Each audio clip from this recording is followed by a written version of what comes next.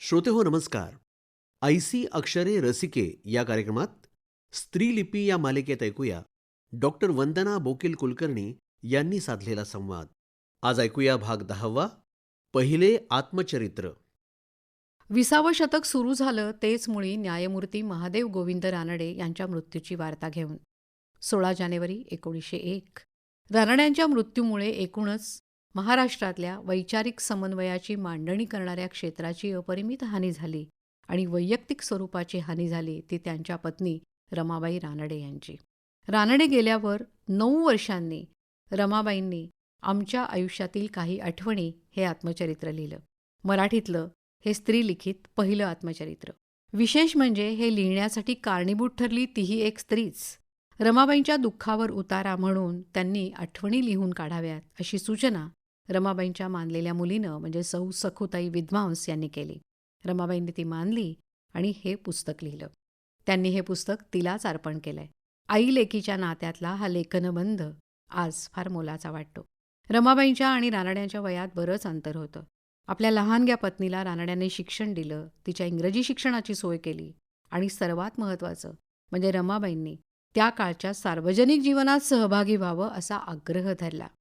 मात्र घरातली वडीलधारी मंडळी जेव्हा नाराज होत, रमाबाईंच्या शिक्षणाला विरोध करीत, तेव्हा मात्र रानडे रमाबाईंच्या पाठीशी खंबीरपणे उभं राहत नसत याचा अगदी स्पष्ट उल्लेख या आत्मचरित्रात रमाबाईंनी केलाय. रमाबाईंच्या स्वतंत्र आणि स्पष्ट विचारांची चुणूक त्यात दिसते. तसाच त्यांचा समजूतदारपणा आणि त्यांची बुद्धिमत्ताही दिसते.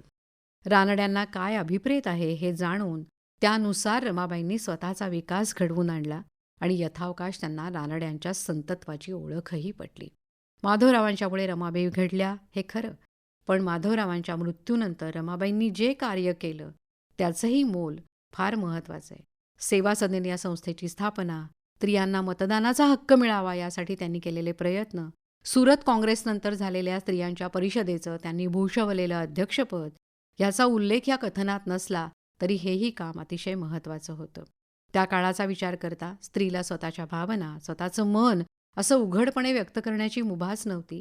अशा वेळी स्वतःच्या आयुष्याचा आलेख मांडणं, पतीच्या स्वभावाबद्दल, त्याच्या वर्तनाबद्दल काही म्हणणं हेही खरं म्हणजे धाडसाचंच म्हणायला पाहिजे. पतीच्या निधनानंतर स्त्रीचं आयुष्य संपल्यातच जमा होई त्या काळात आपलं दुःख आणि जनरूढी या दोहोंवर मात करत रमाबाईंनी तब्बल 2 दशकांहून अधिक काळ अर्थपूर्ण रीतीनं सामाजिक आयुष्य जगावं ही फार मोठी नवलाची गोष्ट हे आत्मचरित्र वाचल्यावरती आपल्या लक्षात येतं. म्हणूनच स्त्रीचं हे पहिलं आत्मचरित्र म्हणजे त्या काळाचा सुद्धा महत्त्वाचा दस्तऐवज आहे, मुळातून वाचावा असा. ऐसी अक्षरे रसिके या कार्यक्रमात स्त्रीलिपी या मालिकेत आपण ऐकत होतात डॉक्टर वंदना बोकील कुलकर्णी यांनी साधलेला संवाद. 10व्या भागाचा विषय होता पहिले आत्मचरित्र. निर्मिती सहाय्य संकेत गायकवाड. सादर करते राजेश शेजवळे.